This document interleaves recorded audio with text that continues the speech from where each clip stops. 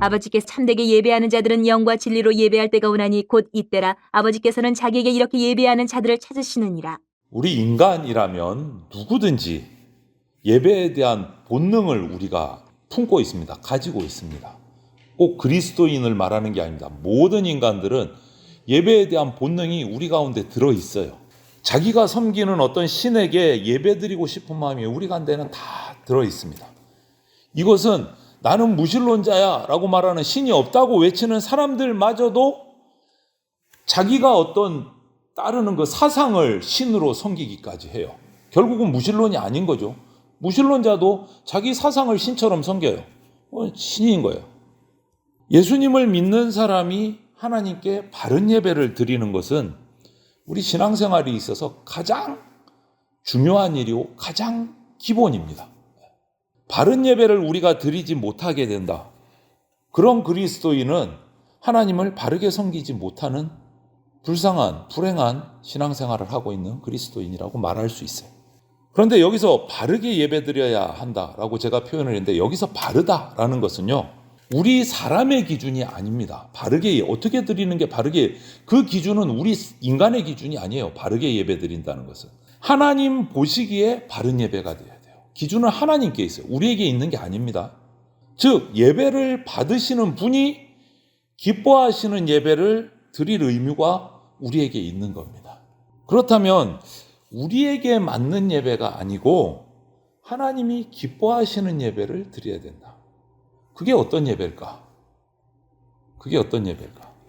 오늘 그것을 우리가 살펴보려고 합니다. 예배 정말 열심히 드려야 되는 거 압니다. 잘 드려야 되는 거 압니다. 그런데 그 기준이 우리한테 있을 때가 너무 많아요. 각자 기준이 다 달라요. 보면 예배할 때는 이렇게 드려야 돼. 전부 다 달라요.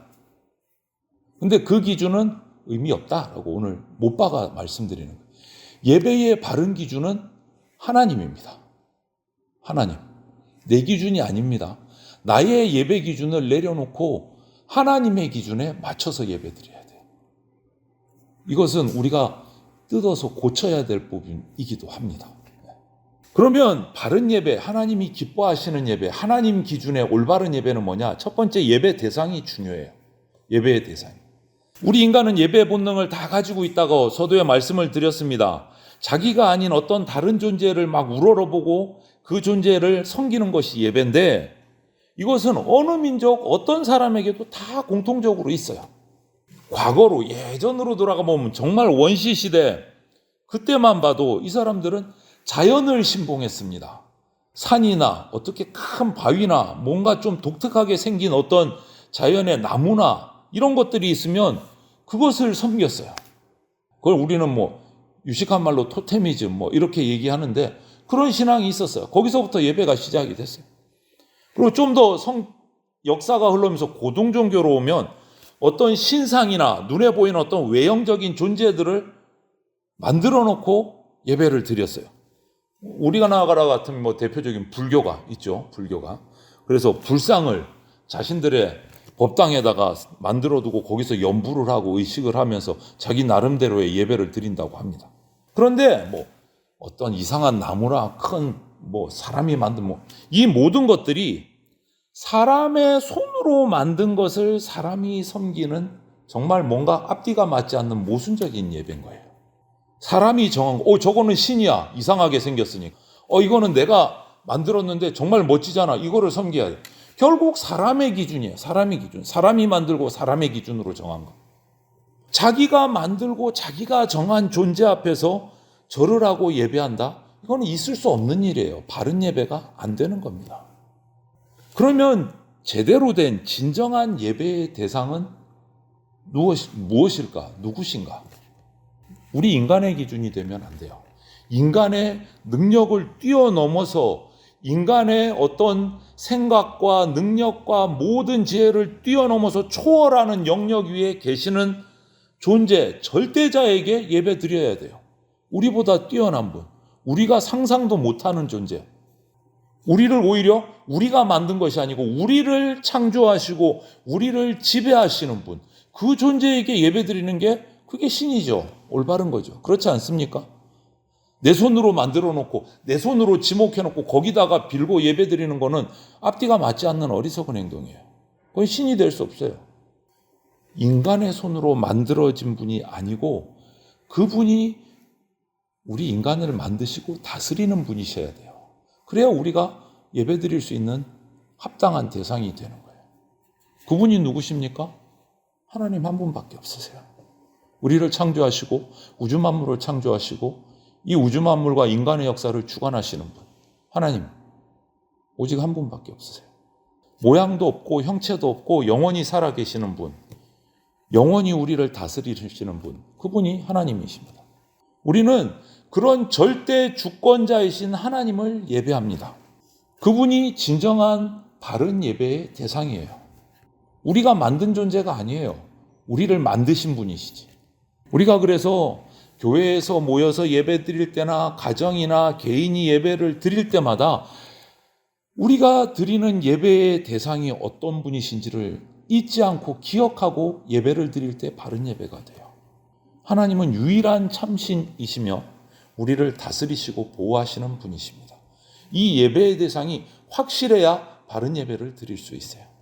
두 번째는 예배의 자세죠. 바른 예배를 드리는 자세가 어떤가? 여러분, 우리는 어떤 자세로 예배 드려야 됩니까? 꼼짝하지 않고 차렷 자세로 앉아서 무릎에 손을 탁 얹고 이렇게 예배 드려야 됩니까? 저는 어렸을 때 그렇게 훈련 받았어요.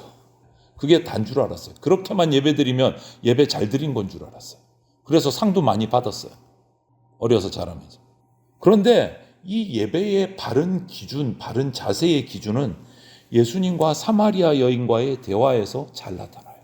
사마리아 성으로 예수님께서 들어가셨습니다. 성 밖에 있는 우물에 대낮에 한창 뜨거울 때 그 여인을 기다리셨다가 우물가에서 만나서 복음을 전하셔서 전도를 하셨어요.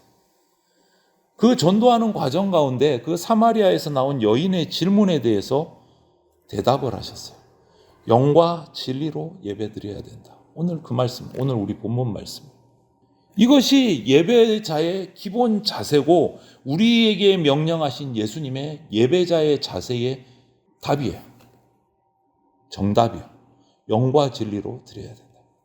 예수님은 이 말씀을 하실 때 사마리아 여인의 질문에 대해서 바른 자세를 얘기하신 거예요. 사마리아 여인이 이렇게 질문했습니다. 성경을 보면 예배를 드리는데 이 산에서 예배할까요? 아니면 예루살렘에 가서 예배할까요? 예루살렘 성전에 가서 예배할까요? 이렇게 물었어요. 그 당시는 예배를 드리려면 명절 때마다 모든 남성들은 예루살렘 성전으로 다 모여야 됐어요. 다른 데서는 예배 못 드려요. 그게 구약의 율법이었어요. 그런데 예수님께서는 사마리아 여인의 이 질문에 대해서 이렇게 대답하십니다. 이 산에서도 말고 예루살렘에서도 말고 영과 진리로 예배하라. 이렇게 말씀하셨어요. 구약의 율법을 초월해서 새로운 복음의 말씀을 전하고 예배의 태도를 확증하신 거예요. 영과 진리로 예배하라.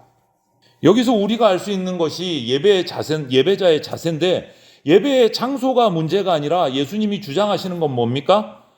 예배하는 사람의 자세가 중요하다라는 것을 말씀하시는 거예요. 예배하는 사람의 자세. 하나님은 우리의 속마음을 다 감찰하시는 분이십니다. 하나님은 우리의 생각, 태도를 다 알고 보고 살피시는 분이세요.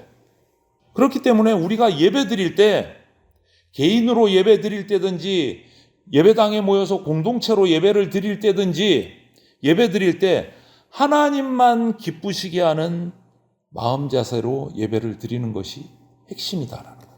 영과 진리로 예배드리라.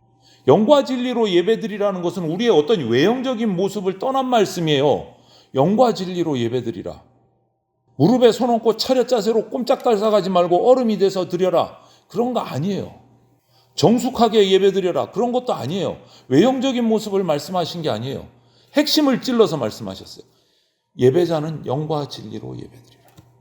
예배는요, 다 아시잖아요. 하나님과 내가 만나는 시간이에요. 하나님과 공동체가 만나는 시간이에요. 이 예배를 통해서 우리는 또 각 개인은 하나님이 주시는 그 신령한 은혜를 체험하는 그러한 시간이에요. 예배는. 우리들이 드리는 예배는 그래서 예수 십자가의 공로를 힘입어서 드려야 돼요. 히브리서 10장 말씀처럼. 또 히브리서 11장 말씀처럼 믿음으로 드려야 돼요. 마지막으로 한 가지 더, 오늘 말씀 영과 진리로 드려야 됩니다. 이것이 우리가 드릴 예배의 올바른 기준이 되는 예배의 자세예요. 십자가 공로 힘입어서 믿음으로 영과 진리로 드려야 됩니다. 예배는 하나님이 주신 축복입니다. 우리 그리스도인에게 가장 행복한 순간입니다. 예배의 모든 순서는요, 하나님과 내가 만나는 축복의 계단이에요. 한 걸음 한 걸음 하나님께로 올라가는 계단이에요. 예배의 순서는 하나님의 영의 세계로 우리가 들어가는 정말 절대절명의 순간이기 때문에 한 순서 한 순서 바른 자세로 우리가 예배드려야 돼요. 그래서 제가 항상 예배 시작할 때, 또 교회 소식 전할 때 1번이 뭡니까? 늦어도라는 말은 제가 뺐지만 차마 그 말까지는 못 넣어서, 예배 10분 전에는 모두 와서 마음을 모아서 예배를 준비하고 시작합시다 라고 주보 1번이 바뀌지 않는 이유가 그거예요. 예배 순서 하나하나를 놓치면 안 되는 거예요. 축복으로 들어가는 한 계단 한 계단이기 때문에 너무너무 중요한 거예요. 설교만 들었다고 해서 예배 끝난 게 아니에요. 완성된 게 아니다라는 거예요. 그것은 올바른 자세가 아니에요. 이렇게 예배의 대상이 하나님이시다는 걸 명확히 하고, 예배의 그 다음 자세가 어떠해야 되는지 십자가 공로 힘입어서 믿음으로 영과 진리로 순서 하나하나마다 최선을 다해서 집중해서 예배 드리는 거. 그렇게 예배 드렸을 때 결과가 나오잖아요. 결과가. 우리 성도가 영과 진리로 예배를 드리면 하나님이 그 예배를 영광으로 받으시고 기뻐하시고 만족해 주십니다. 이때 예배의 대상이신 하나님을 기쁘시게 하는 것이 예배의 바른 자세인 만큼 우리의 예배의 결과 첫 번째는 뭐냐? 하나님을 기쁘시게 합니다. 우리가 바른 예배를 드리면 하나님을 기쁘시게 해요. 그게 첫 번째 결과예요. 이것은 우리 인간의 가장 기본되는 조건이요. 소요리문답 제1문이 뭡니까? 인간의 제일 되는 조건이 뭡니까? 하나님을 기쁘시게 하는 거. 하나님을 기쁘시게 하는 거. 인간의 기본 중에 기본 첫걸음이에요. 첫걸음. 하나님을 기쁘시게 하는 거. 그것이 예배라는 말이에요. 그게 예배의 첫 번째 결과예요. 하나님께 기쁨이 전달되고 그 기쁨이 하나님이 기쁨을 누리실 때 하나님의 뜻이 우리를 통해서 세상에 나타납니다. 예배의 두 번째 결과는 그렇게 하나님을 기쁘시게 하는 예배를 드린 예배자가 하나님으로부터 받는 은혜와 축복이 있다라는 거예요. 하나님께서는 당신이 영광을 예배를 통해서 받으신 후에 당신에게 그렇게 예배한 예배자에게 그냥 두지 않으세요. 풍성한 축복과 은혜를 베풀어 주십니다. 그것이 예배의 두 번째 결과예요. 예배를 통해서 우리는 은혜를 받는 거예요. 하늘의 은혜를 받습니다. 기도, 찬송, 말씀을 통해서 하늘의 은혜를 받아요. 그리고 이 세상을 살아가는 생활 속에서 당하는 여러 가지 성도로서의 어려움들을 이길 수 있는 힘도 얻게 되고 지혜도 얻게 되는 거예요. 예배를 통해서.